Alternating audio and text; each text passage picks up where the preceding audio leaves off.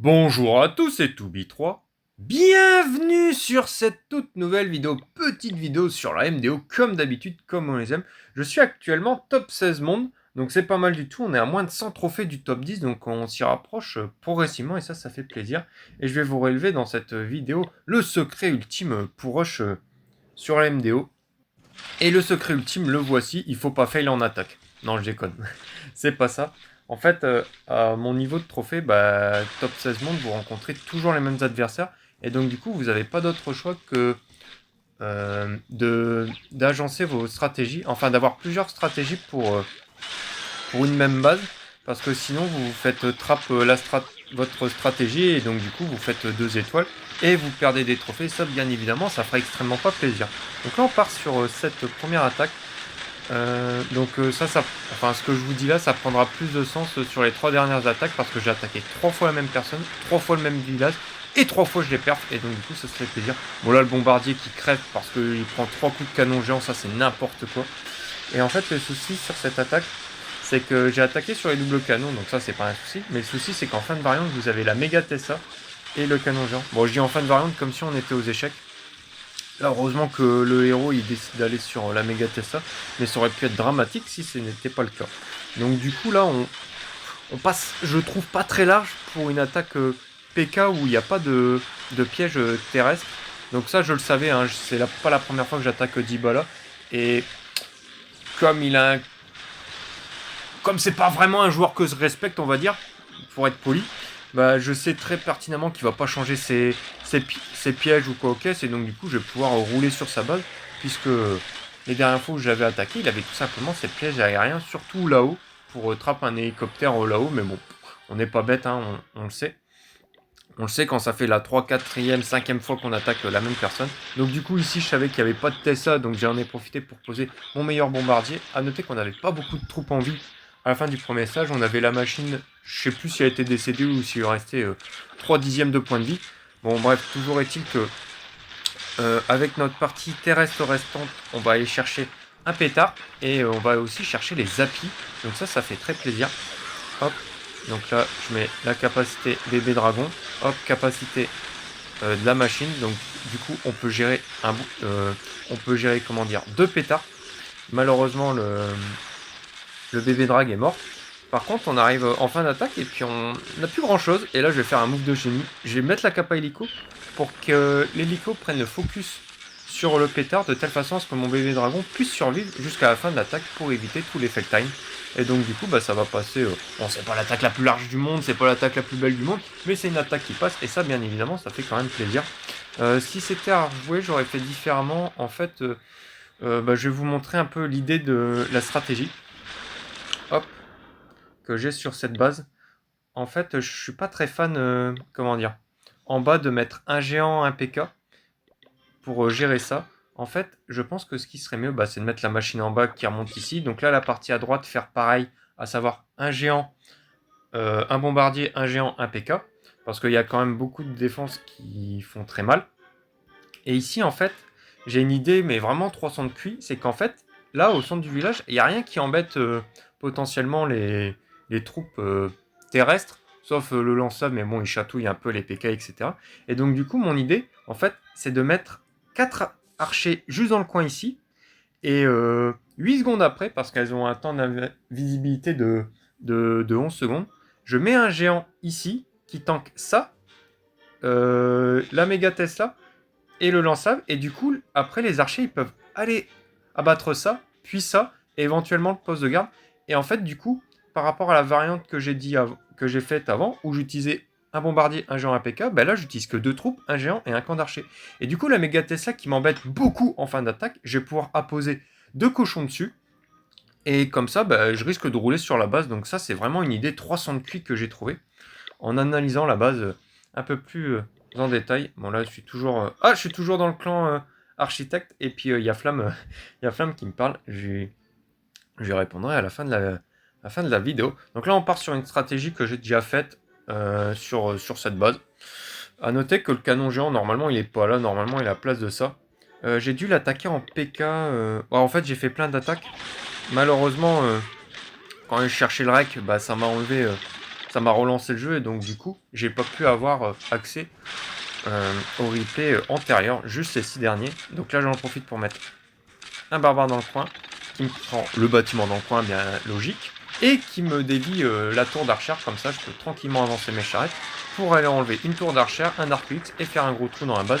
Je mets mon écho à gauche, c'est un spot un emplacement qui peut être un petit peu risqué si jamais il y a des Tesla ou compagnie, mais comme j'ai déjà attaqué et puis que je savais que les Tesla elles étaient pas là, j'en ai profité pour pouvoir abuser de cette faille dans le système.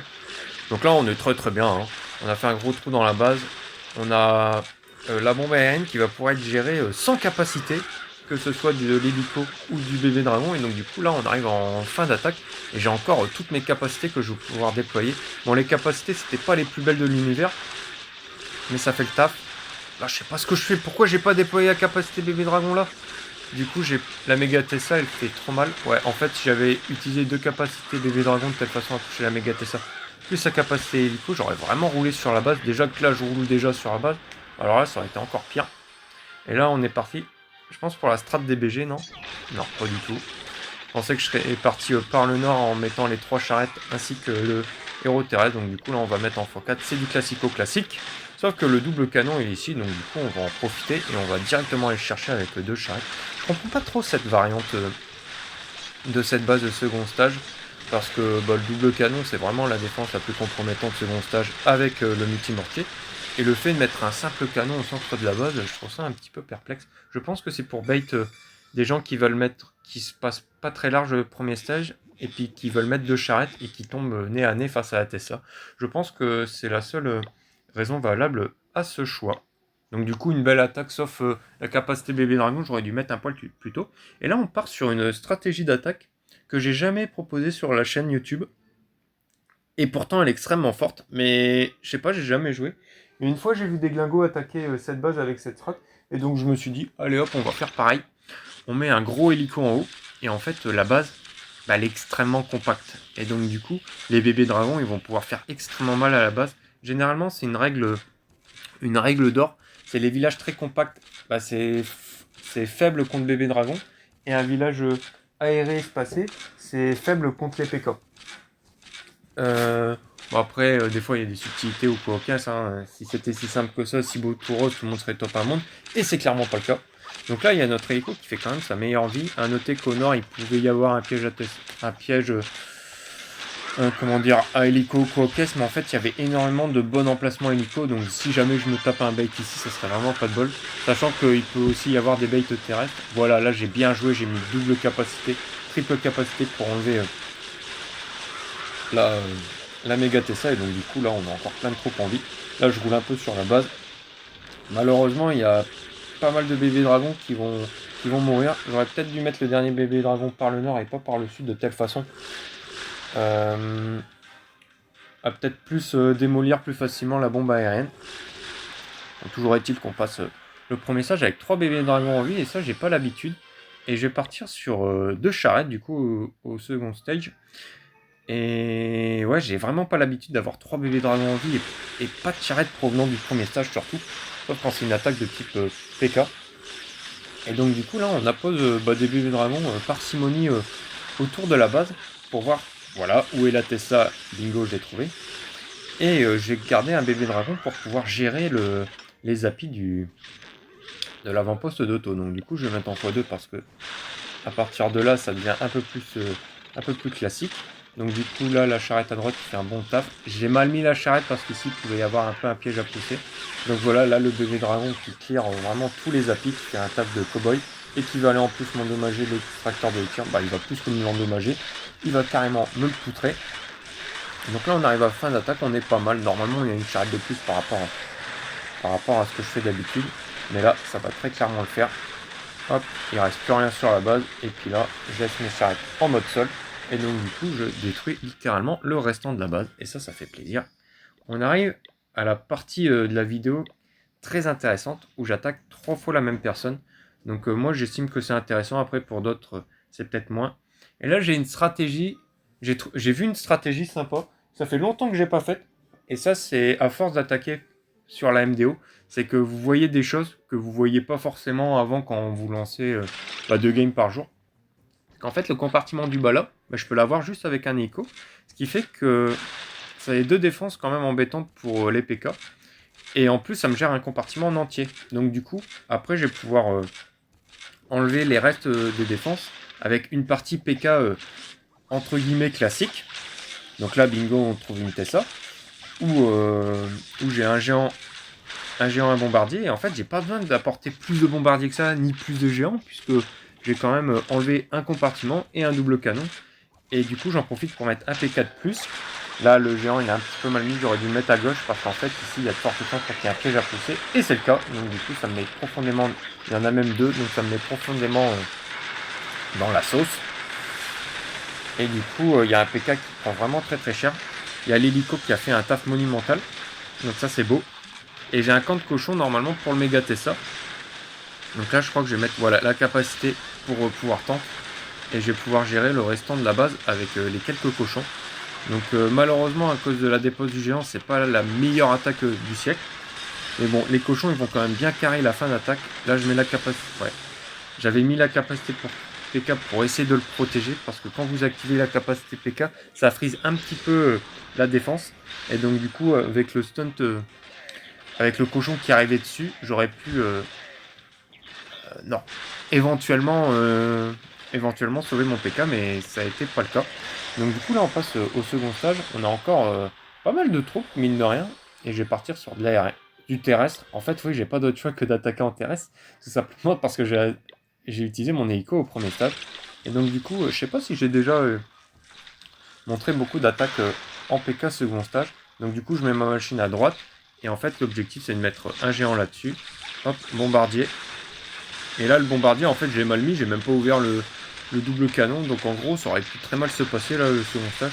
Mais il faut dire que tellement que j'étais large, que j'ai un peu attaqué avec mes pieds, sans trop réfléchir. Et ça aurait très clairement pu me porter préjudice. Donc ça, c'est quelque chose qu'il faut que j'améliore. C'est quand je rencontre une base que j'ai déjà perf et que je sais pertinemment que le mec, il a pas changé ses trappes, je me relâche. Et comment dire. Et là, c'est là où j'ai le plus de chances de fail. Donc il faut vraiment que je corrige ça. Bon là, toujours est-il qu'on passe quand même très large malgré les erreurs que j'ai pu faire au cours de l'attaque. Il faut dire aussi que le mec, il avait aucun piège en sol. Et donc du coup, ça fait nos affaires. Et donc du coup, on le rattaque. Et là, j'ai décidé d'opter pour une approche classique. J'ai vu qu'il n'avait pas cette S-là dans ces environs-là, ni là. Donc du coup, j'en profite pour faire la classique. 2 charrettes, 4 bébés dragons. Hop, voilà, je pose mes charrettes à droite et à gauche. Quelque chose que j'ai jamais dit, mais en fait, là au niveau des camps, mes charrettes, quand j'utilise cette compo, c'est toujours le camp numéro 1 où il y a une charrette et le camp numéro 3.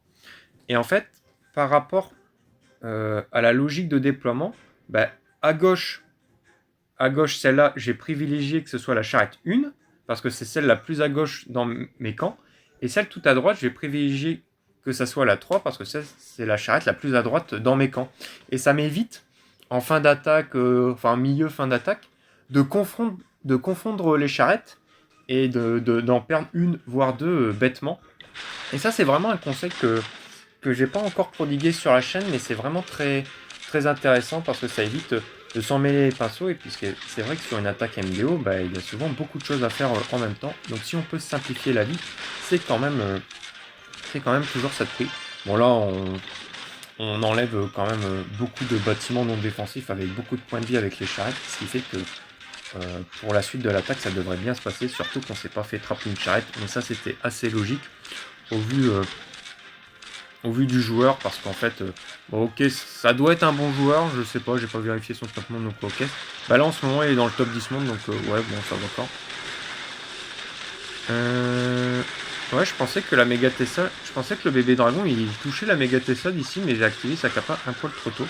Bon, toujours est-il qu'on trouve pas de piège aérien ni de Tessa, mais en fait, c'est logique, et c'est pour ça qu'en début de vidéo, je vous ai dit que c'est très important de varier son jeu et ses stratégies. En fait, là, il a mis toutes ses Tessa en bas, et en toute logique, il y a toutes ces grosses bombes en l'air pour mettre à mal la stratégie que j'ai utilisée juste avant sur sa base. Mais là, pas de bol pour lui. Je me suis douté qu'il pouvait éventuellement faire ça. Et donc du coup j'en ai profité pour attaquer à l'opposé avec mon hélico, ce qui fait qu'en fait j'aurais pas besoin de gérer les grosses bombes aériennes qu'il y a en fin de variante, tout simplement parce que mon hélico est mort et je clear le restant de la base avec les charrettes. A noter que dans mon camp, mes camps, j'ai encore un bébé dragon que j'ai pas utilisé, tout simplement parce que les Tesla étaient en fin de variante et les grosses mines aussi, donc du coup, enfin en fin de variante, en fin de village, faut vraiment que j'arrête de dire ça. Peut-être qu'un jour il y aura des vidéos échecs sur la chaîne YouTube, mais bon, c'est pas d'actualité.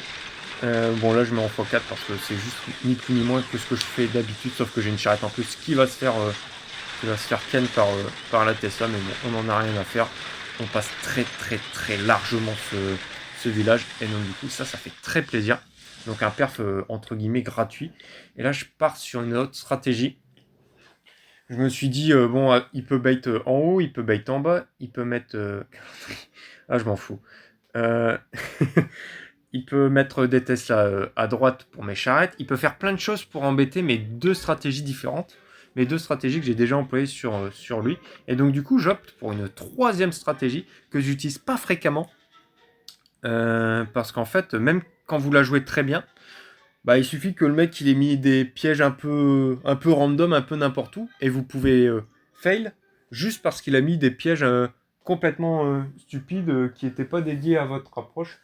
Et donc du coup, voilà. Mais quand vous attaquez plusieurs fois la même personne, c'est intéressant d'utiliser cette compo. Bon là j'ai décidé de mettre un bébé dragon en plus, parce que j'avais beaucoup de choses à enlever avec mon hélico. Là je vais activer directement la capacité. En fait le premier bébé dragon il sert juste à faire du funnel, à enlever l'HDV entre guillemets. Hop, comme ça je mets un bébé dragon ici. Et là, boum, je suis en plein cœur de la base, donc là ça fait très mal. Bon, la méga Tesla, à noter que je l'ai pas touché avec le splash du bébé dragon, donc du coup c'était mal vu de ma part sur l'attaque précédente. Donc du coup là on arrive en milieu d'attaque et notre P1 avec les bébés dragons et tout ça, elles ont quand même fait un sacré taf. En fait j'ai plus que le lance-ave qui m'embête et c'est pour ça que j'ai préféré opter pour... voilà, c'est ce que je vous ai dit. Toutes les grosses mines elles sont en bas. Et en fait il n'y a que le lance-ave qui m'embête, ce qui fait que je vais le gérer avec le PK. Et pour éviter que mes sorcières elles se fassent toucher par le double canon, j'essaie de ne pas faire le radin et d'utiliser toutes mes capacités dans l'espoir de protéger mes sorcières. Ça c'est logique et c'est le cas.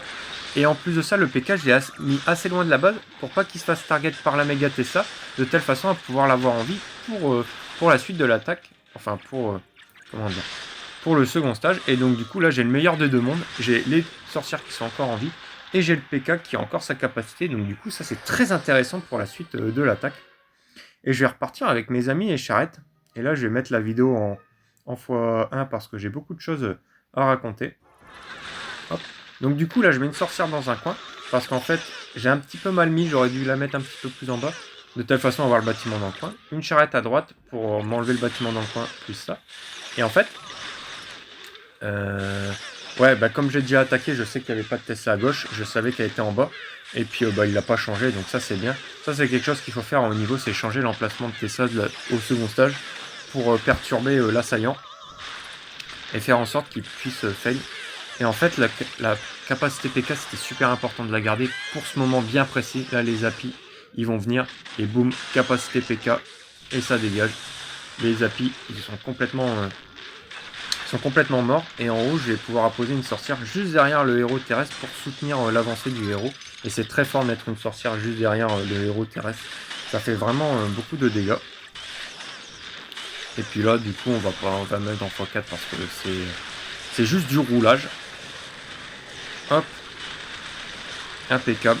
Hop, capacité du héros, et puis on a juste roulé sur les dernières défenses. Et donc du coup on a encore perf notre ami carré. Bon, on l'appelle carré parce que son deuxième symbole entre guillemets c'est un carré dans un carré. Et donc du coup c'est tout pour cette vidéo. Hop, je vais prendre une capture d'écran pour une minia. Je sais pas ce que je vais faire comme miniature, mais on verra bien. À noter qu'en défense, bah en fait c'est soit je prends perf, soit je prends un fail. À noter que j'étais un petit peu en tilt hier, donc du coup j'avais juste balancé des attaques à fond, et puis changer mon village un coup de temps à autre. Je regardais même pas comment ils attaquaient. C'est pas vraiment comme ça qu'il faut appréhender la chose, mais bon, on est encore en milieu de saison. Il reste encore combien de temps? Ouais, il reste encore plus de la moitié de la saison, du temps de la saison, puisque c'est 40 jours. Et donc, du coup, on est encore large euh, pour, euh, pour adapter nos stratégies pour la fin de saison. Donc, c'est tout pour cette vidéo. Si elle vous a plu, comme d'habitude, n'hésite pas à t'abonner, à commenter, à liker, à mettre la cloche et tout le tralala. Et quant à moi, je vous retrouve très très bientôt pour la suite de cette aventure Road to Top 9 Monde. D'ici là, portez-vous bien. Allez, salut!